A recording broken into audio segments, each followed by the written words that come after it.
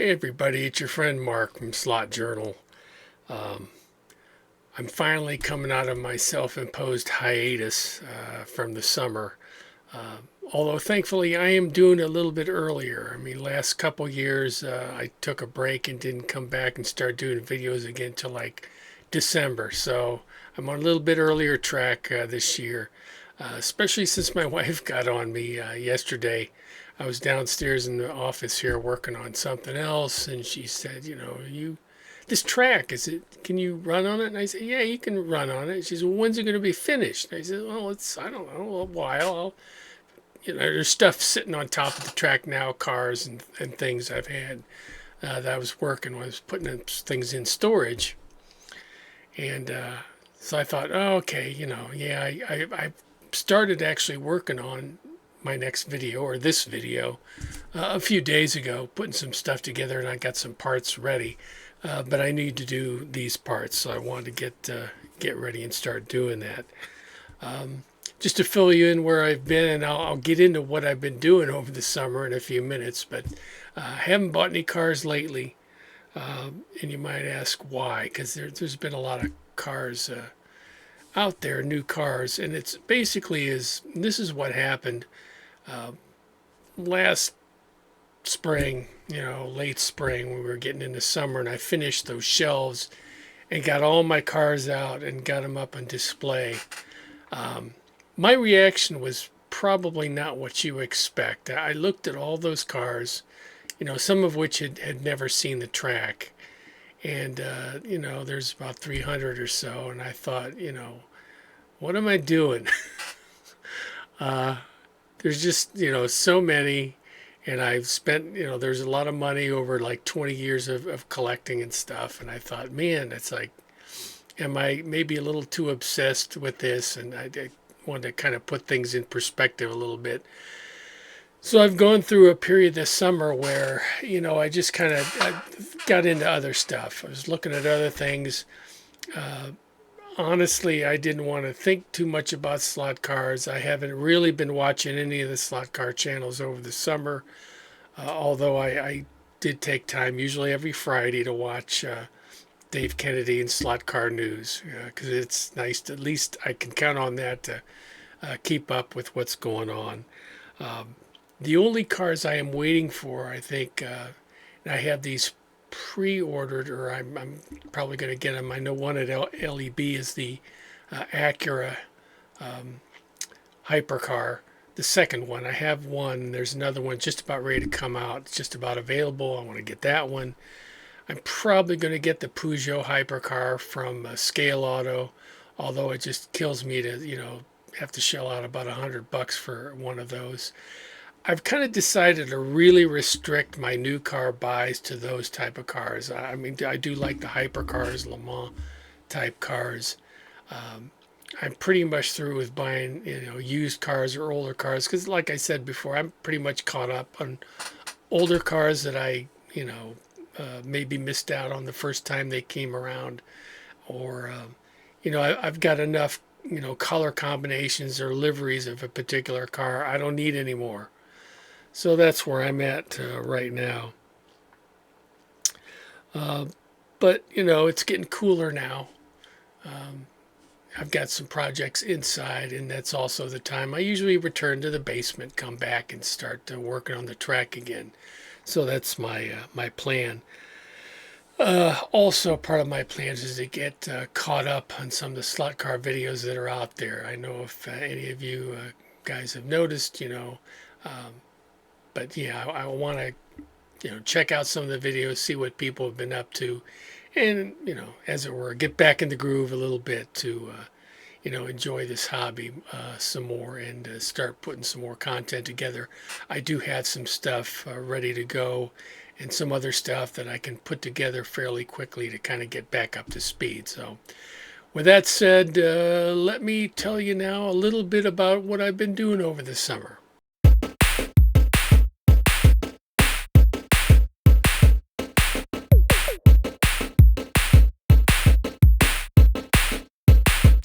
Let's talk about what I did on my summer vacation.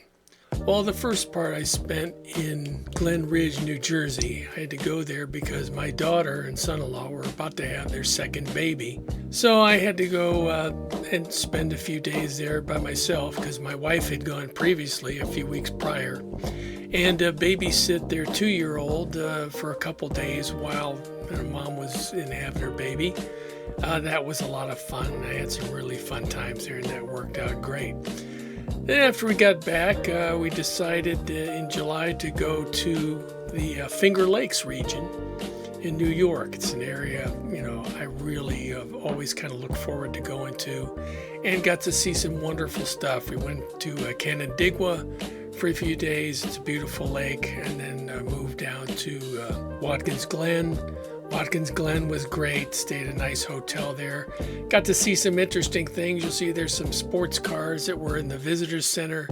Another one was in the Racing Research Center we visited. Awesome place. It's kind of like a library with every book about auto racing and hundreds of models and all kinds of cool stuff. It's something I would suggest anybody visit and go check out. And also got to see the Ben & Jerry's delivery truck, so that was pretty cool. Then we got home from there, and I was working on a project. The Firestone Plant Number 1 was built around 1910 in Akron. It's in jeopardy now because they want to demolish it. It's a huge building, and I am on the Urban Design and Historic Preservation Commission for the city of Akron, and we turned down their request by the city to tear this down, but city council overruled this, and it may get torn down. The sad part about this Firestone building is a lot of great history is here. A lot of great tires were built here that won a lot of Indy 500s in the 50s and 60s, so that's something we're still hoping to preserve. They got a request for proposals to come in and see if somebody come in at the last minute and save at least the front portion of this building with the clock tower here to see if it can be preserved. And then the last part of my summer vacation I spent building a new computer. I had this 20-year-old, it's actually 20 years plus old Sony case, and I've always wanted to rehabilitate it and put a new PC parts in it, and that's what I did. So I took this case, put all brand new parts in it, so I have a really nice PC to create videos and all the other graphics work and things I do. It was kind of fun. And then I've also been doing a lot of research into AI, not so much for what I can do for like videos or slot car videos, but just other ways to use it in everyday life, just to make things easier to learn and investigate different things about science, technology, and even economics and things like that. So been keeping pretty busy, but I decided it was time to get back in the groove here and start putting some slot videos together. I had some stuff kept from previous videos I had taken before in the spring, and I wanted to get them together and get them back up online for you. Okay, so what I wanted to talk about today in this episode is how to create a water feature. I've seen them more and more on tracks. If you have the space for one, they're pretty cool. I mean, it's a nice way to add some interest and some variety to the track. The interesting thing about water features is that there are so many different ways to create them. There's real simple methods, there's complicated methods, kind of depending on what kind of water you're at. If you're trying to do something by a seashore where you got a lot of waves, if you're trying to do a small pond or a river, or you got some white water.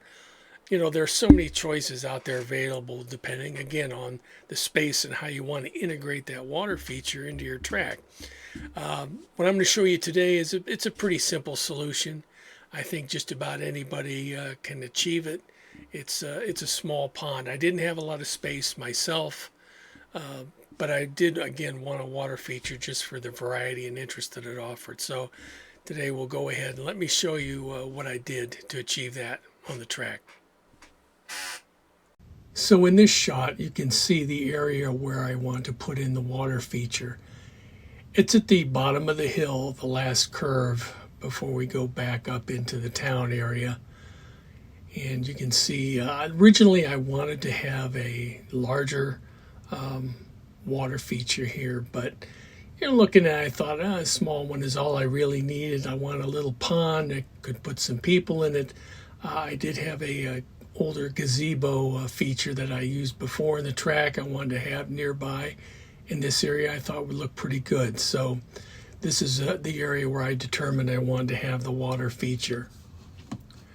One thing about this spot, yeah, the surfaces here were uneven. I had two, these are hollow core doors that are basically serve as the tabletops here. And there's about between a quarter and an eighth of an inch difference here that I had to account for. So basically I took a sheet of foam core just to even this up, and I would have to put this underneath the cardboard I'm going to use here to make this water feature, just to even things out as I get this put together. So the first step in this process is to make a template of this shape here that I have to fill.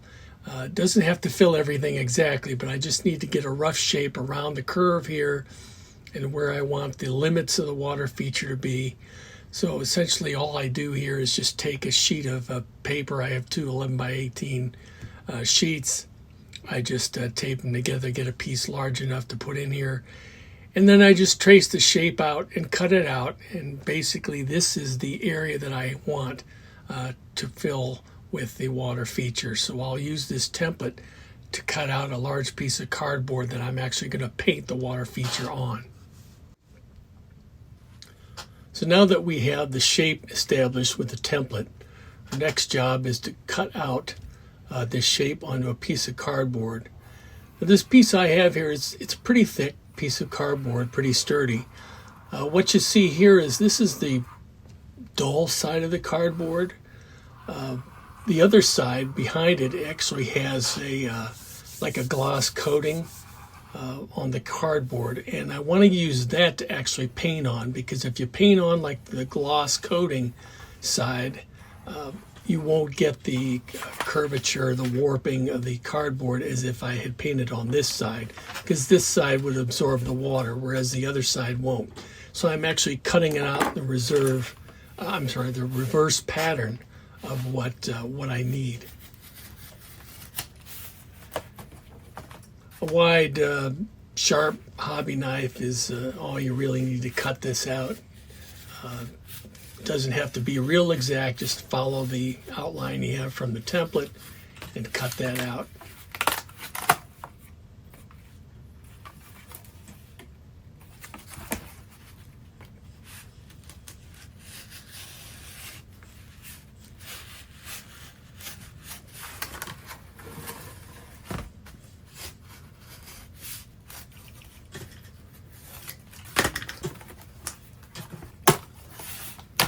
Once we've got that cut out, make sure we've got it all the way nice and neat. Flip it over, and then you'll see this is the side that we're actually going to paint on. Again, painting on that glossy surface will ensure we don't get any warpage from the water in the paint.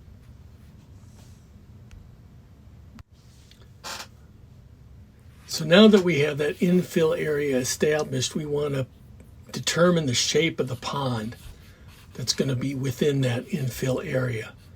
I've just done a rough outline here. Again, don't have to be real exact. On the lower left here, you'll see I left a little more space because that's where I'm going to put that gazebo in that section of the pond. So all we do now, once we've determined the shape, we just want to cut out that pond area from this section, and then once we have that, we'll use the interior part of the template to mark the outline of the pond on our piece of cardboard.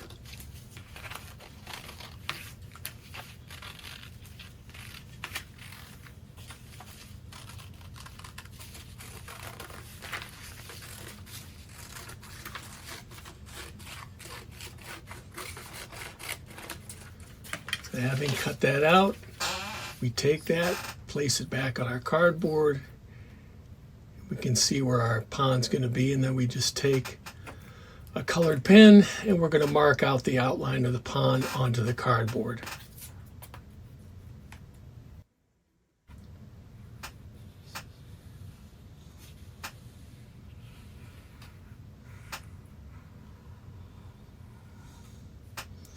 Again, you don't have to be real exact. As long as you have the basic outline of where you want the water, you're all set.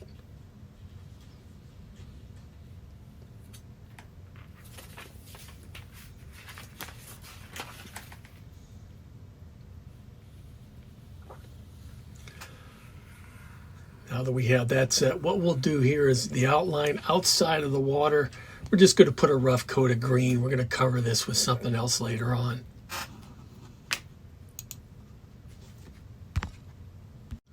So in this next shot, what you can see, I've just outlined the non-water areas of the template in green.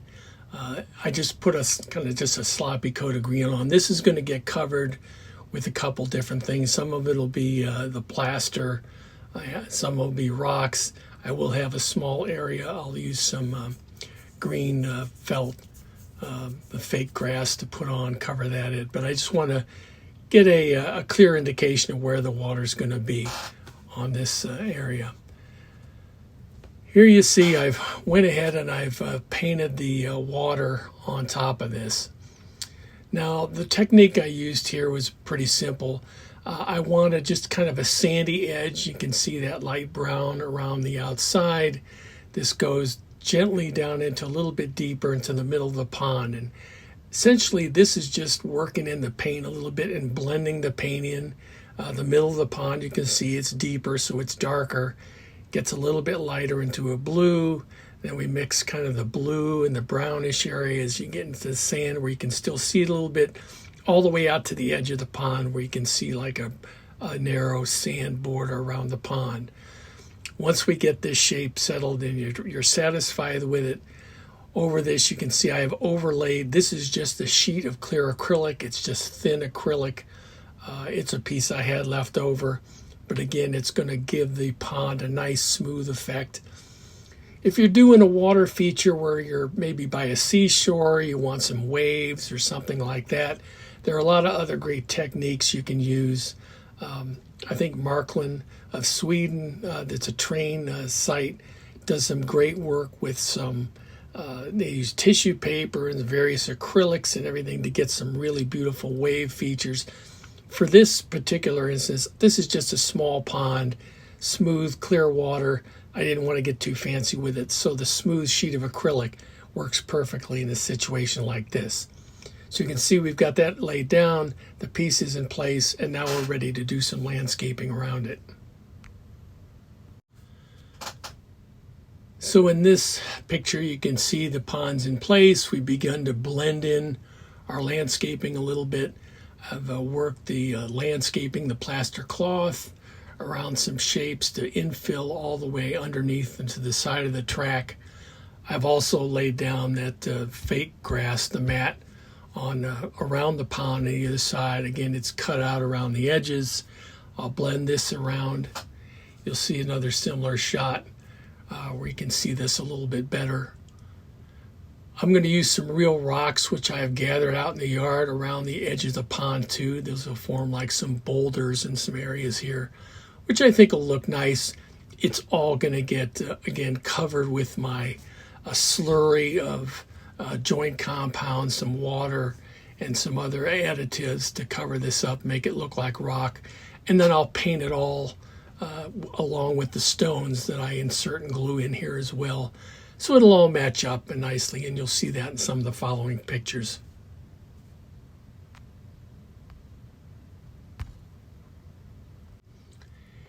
And here's, you see the final product on this. I've done some, put in some other foliage around here. You'll see the rocks that I've added around the boulders, and I've added some figures here as well. Over on the right-hand side, you can see that gazebo that I had planned to put here, overlooking the pond. I think that works out pretty well. And these figures, the figures were all 3D printed. These are ones I found mostly for free on the internet, and like Cults 3D printed these out. I particularly like the people floating in the inner tubes. I thought that worked out really well. But you can see we got them in place here. That's a nice scene. And there's another view here. You can see them from another angle, overlooking the Goodyear sign over the track there. I'm probably going to put some walls towards the top of the picture here around that curve, obviously for some protection and to give this a little bit more privacy in this area. But overall, I'm pretty happy with how this worked out. It's a nice little pond scene with some good figures. Adds a little interest to this section of the track. So I hope you found those ideas kind of helpful. I had some fun making that one, and also printing out and finding some of those figures to put in around the water feature was kind of fun as well. So if you have any other thoughts, questions, or comments, just go ahead and put them in the comments in the video. I'd like to hear what you think, or maybe how you created a water feature on your own track. One thing I did want to take a couple minutes and thank some of the friends out there who sent me some stuff. You know, again, I've been sending some things out to people, trying to get some trades, and I know Hughesy sent me these. These are just some beautiful stickers he's got. He sent me a couple of these. I got one from the Aussie Slot Car Show. Really dig that. Nico, Slot Car Dude, sent me some really cool ones too, which I really like. Also, the Wild Man got me some nice cool one here. Really like that. And of course, Toju had sent me this one a while back too. So again, wanted to thank everybody who sent me back some stuff. I've got some other things to go out. I'm gonna get caught up. I've got a lot of figures on my 3D printer that I still have yet to paint, and a couple things. If I mentioned it before, or I haven't forgotten about you. I got a couple things yet to go out. So, but again, if anybody wants to do a sticker trade, I just got a lot of slot journal stickers out there too. So I'll be happy to send some out. Just drop me a line and let me know, and I'll get something out to you. But that's all for this time around. We'll get this video out of the way, and I'll start working on the next one. I've got some lined up, some car testing I did on some hypercars from some different manufacturers. And I think you're going to find that one to be kind of interesting. So until next time, get that trigger finger on the handle, keep it in the slot, and have some fun.